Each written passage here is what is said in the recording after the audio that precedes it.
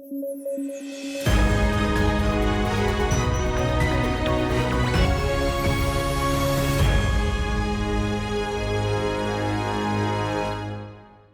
News at 9 programme में आपका स्वागत है। मैं हूं अमृत उपाध्याय। आइए जल्दी से देखें आज की हेडलाइंस।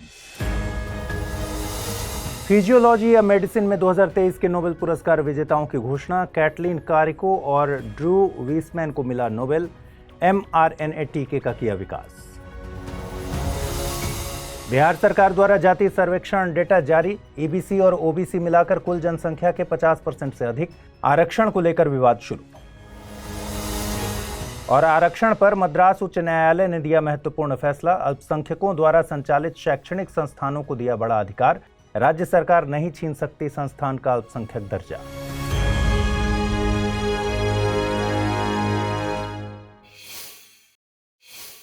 चलिए खबरों की शुरुआत करें। फिजियोलॉजी या मेडिसिन में 2023 के नोबेल पुरस्कार विजेताओं की घोषणा हो चुकी है। विजेताओं के नाम हैं कैटलीन कारिको और ड्रू वीसमैन।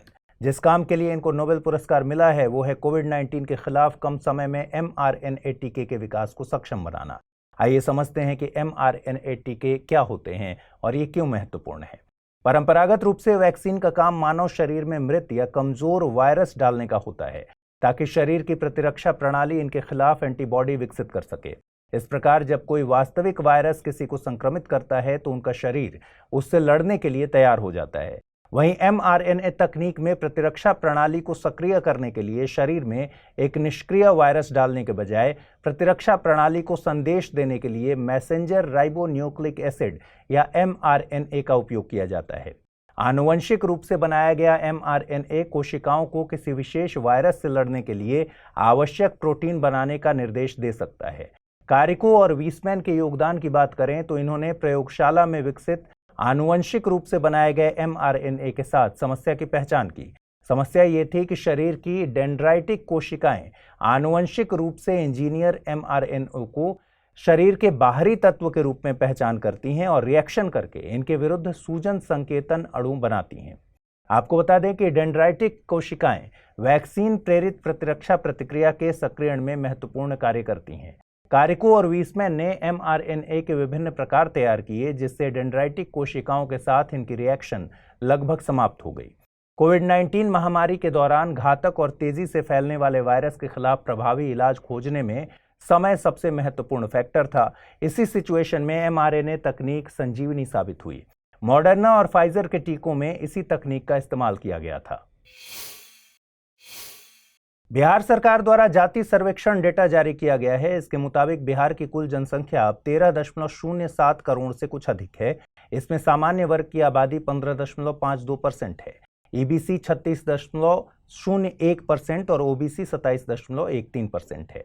दलित या फिर अनुसूचित जाति 19.65%, जबकि अनुसूचित जनजाति 1.68% है। धार्मिक अल्पसंख्यकों में मुसलमानों की आबादी 17.7% है। जाति सर्वेक्षण डेटा ने एक बार फिर आरक्षण पर बहस को शुरू कर दिया है। कुछ पक्षों का कहना है कि जाति आधारित जनगणना संविधान में बाबा साहेब अंबेडकर जैसे नेताओं द्वारा परिकल्पित जाति विहीन समाज के विचार के खिलाफ है और सामाजिक सद्भाव बनाने के लिए चल रहे प्रयासों को कमजोर करेगी। वहीं दूसरा पक्ष 50% से अधिक आरक्षण की मांग कर रहा है क्योंकि गैर सवर्ण की जनसंख्या का प्रतिशत में वृद्धि हुई है। चलिए आरक्षण और इससे संबंधित कुछ मामलों को समझते हैं। सुप्रीम कोर्ट ने 1992 में इंदिरा साहनी बनाम यूनियन ऑफ इंडिया मामले में अपने फैसले में आरक्षण के लिए 50% की ऊपरी सीमा तय की थी।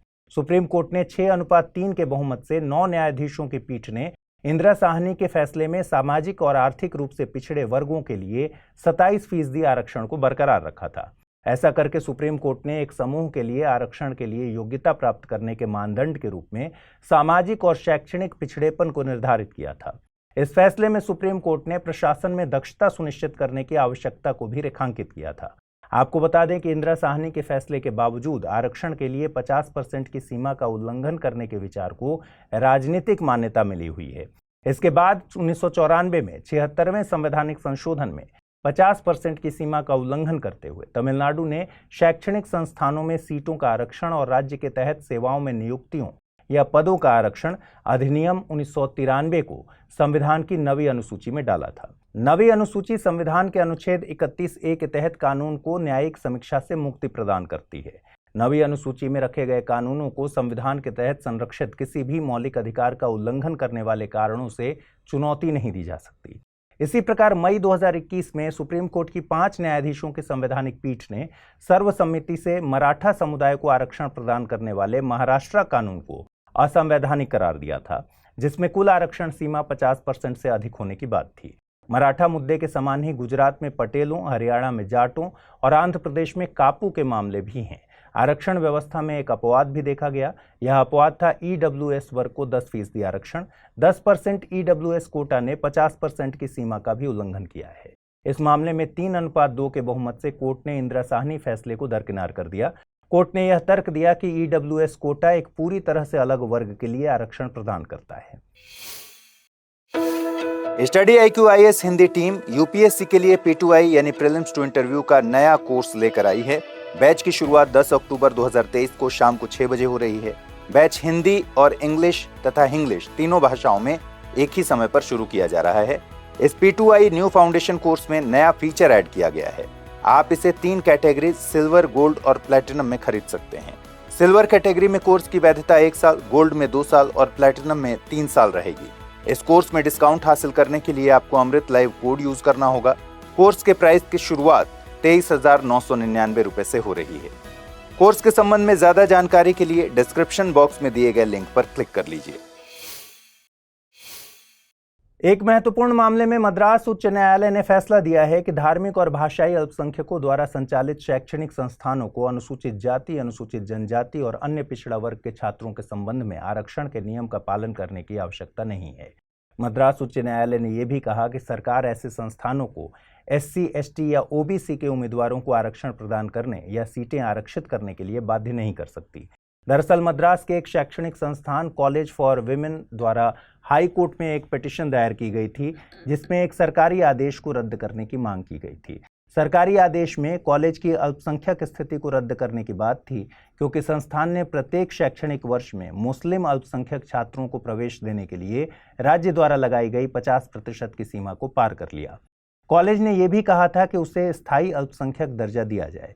मद्रास उच्च न्यायालय ने सुप्रीम कोर्ट के फैसलों का हवाला दिया, जिसमें कहा गया था कि शिक्षा का अधिकार अधिनियम अल्पसंख्यक संस्थानों और अनुच्छेद 15(5) पर लागू नहीं होता। आपको बता दें कि संविधान का अनुच्छेद 15(5) सभी अल्पसंख्यक शैक्षणिक संस्थानों को सांप्रदायिक और सामाजिक आरक्षण के दायरे से छूट देता है।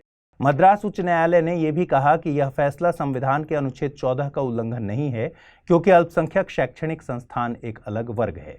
न्यायालय ने यह भी स्पष्ट किया कि एक बार किसी शैक्षणिक संस्थान को अल्पसंख्यक दर्जा देने के बाद उसे राज्य सरकार की मर्जी से वापस नहीं लिया जा सकता।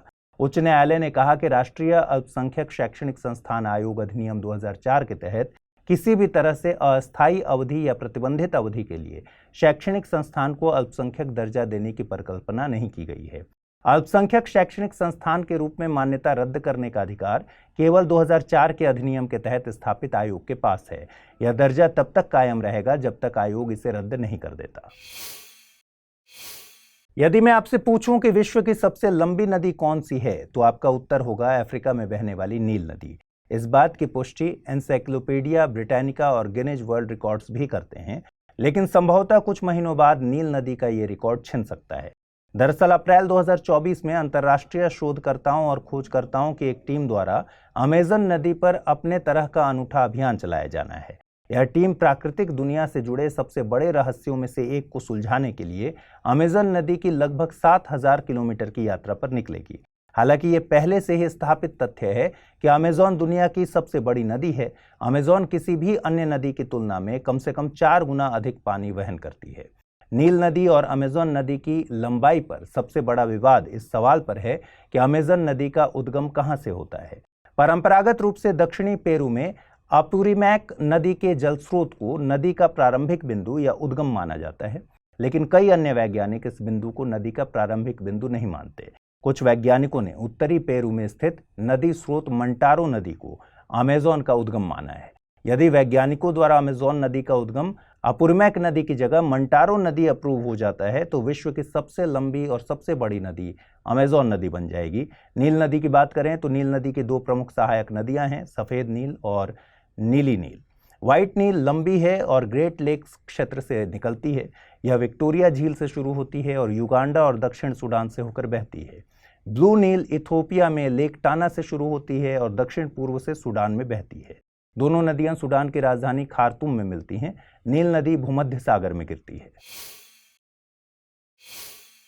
आइए अब देखें रैपिड न्यूज में क्या है खास। भारत के पहले सोलर रूफ साइकिलिंग ट्रैक का हैदराबाद में उद्घाटन किया गया। इसका निर्माण दक्षिण कोरिया में डेजोन और सेजोंग बाइक हाईवेज की तर्ज पर किया जा रहा है। यह इनोवेटिव ट्रैक हेल्थवे विश्व स्तर पर अपनी तरह का दूसरा ट्रैक है। इससे शहर में साइकिलिंग समुदाय को बढ़ावा मिलेगा। दोहा में अंतर्राष्ट्रीय बागवानी एक्सपो 2023 का आयोजन किया जा रहा है, जिसका शुभारंभ कतर राज्य के अमीर शेख तमीम बिन हमद अल थानी ने किया। इस एक्सपो का थीम हरित रेगिस्तान बेहतर पर्यावरण है। यह रेगिस्तानी जलवायु वाले देश में आयोजित पहली अंतर्राष्ट्रीय बागवानी प्रदर्शनी है।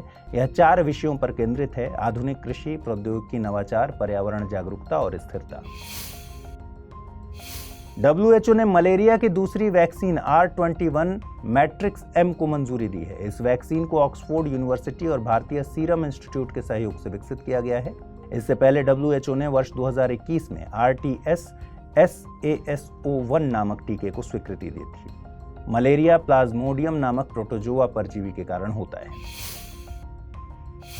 मद्रास उच्च न्यायालय ने तिरुनेलवेली जिले में कलक्कड़ मुंडनथुरई टाइगर रिजर्व के अंदर प्रवेश को प्रतिबंधित करने वाली एक जनहित याचिका के संबंध में राज्य सरकार को नोटिस जारी किया है। यह तमिलनाडु के तिरुनेलवेली और कन्याकुमारी जिलों में दक्षिण पश्चिमी घाट में स्थित है। यह अभयारण्य कलाकड़ अभयारण्य, मुंडनथुरई अभयारण्य और कन्याकुमारी अभयारण्य का एक हिस्सा है। भारत और बांग्लादेश के बीच मेघालय में वार्षिक संयुक्त सैन्य अभ्यास संप्रीति का 11वां संस्करण शुरू हुआ। इस सैन्य अभ्यास का मकसद भारत और बांग्लादेश के बीच रक्षा सहयोग को बढ़ाने के साथ ही गहरे द्विपक्षीय संबंधों, सांस्कृतिक समझ और उप पारंपरिक संचालन में साझा अनुभवों से पारस्परिक लाभ को बढ़ावा देना है। आइए अब जल्दी से देखें बुलेटिन पर आधारित क्या प्रश्न बन सकते हैं। पहला प्रश्न है, नील नदी से संबंधित तथ्यों पर विचार कीजिए। व्हाइट नील लंबी है और ग्रेट लेक्स क्षेत्र से निकलती है। व्हाइट नील विक्टोरिया झील से शुरू होती है और युगांडा और दक्षिण सूडान से होकर बहती है। ब्लू नील इथियोपिया में ताना झील से शुरू होती है और दक्षिण पूर्व से सूडान में बहती है। दोनों नदियां सूडान की राजधानी खार्तूम में मिलती हैं। नील नदी लाल सागर में गिरती है। उपर्युक्त में से कितने कथन गलत हैं? केवल 1, 2 और 3, केवल 2, 3 और 4, केवल 5। निम्नलिखित तथ्यों पर विचार कीजिए। फिजियोलॉजी या मेडिसिन में 2023 का नोबेल पुरस्कार कैटलिन कारिको और ड्रू वीसमैन को मिला। mRNA तकनीक में प्रतिरक्षा प्रणाली को सक्रिय करने के लिए शरीर में एक निष्क्रिय वायरस डाला जाता है। डेंड्राइटिक कोशिकाएं वैक्सीन प्रेरित प्रतिरक्षा प्रतिक्रिया के सक्रियण में महत्वपूर्ण कार्य करती हैं। उपर्युक्त में से कितने कथन सही हैं? केवल 2, 3, केवल 2, सभी 3, केवल 1 और 3। आइए देखें पिछले बुलेटिन पर आधारित क्या प्रश्न बने थे और उनके सही जवाब क्या हैं। पहला प्रश्न था, रूपपुर न्यूक्लियर पावर प्लांट का संबंध है नेपाल, भारत, बांग्लादेश या फिर भूटान। सही जवाब है बांग्लादेश। अगला प्रश्न था, निम्नलिखित में से कौन सा संबंध सही है? बायोकेमिकल ऑक्सीजन डिमांड में वृद्धि तो डिसॉल्व ऑक्सीजन में कमी होगी। बायोकेमिकल ऑक्सीजन डिमांड में कमी तो डिसॉल्व ऑक्सीजन में भी कमी होगी। बायोकेमिकल ऑक्सीजन डिमांड में वृद्धि तो डिसॉल्व ऑक्सीजन में भी वृद्धि होगी। उपर्युक्त में से कोई भी सही नहीं है। सही उत्तर है इसका ऑप्शन ए। तो आज के इस बुलेटिन में इतना ही रखते हैं। कल रात 9 बजे आपसे फिर से मुलाकात होगी। अपना ख्याल रखिए, ठीक से पढ़ाई कीजिए। नमस्कार।